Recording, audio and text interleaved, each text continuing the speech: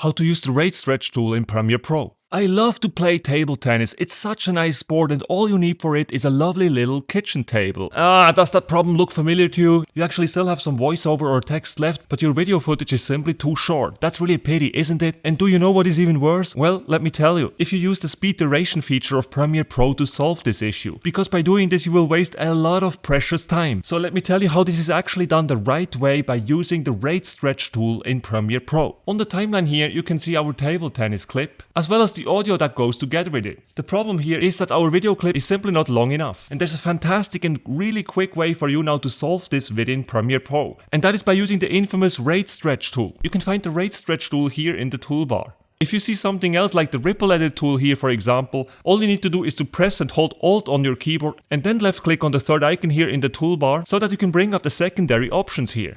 And one of these is going to be the rate stretch tool. Once you have the rate stretch tool equipped, you can simply go to the end of your video clip and then just click and drag it to the desired length. It's that easy. Just like this you fix this annoying problem and our video clip now has exactly the same length as our audio. Let's have a listen.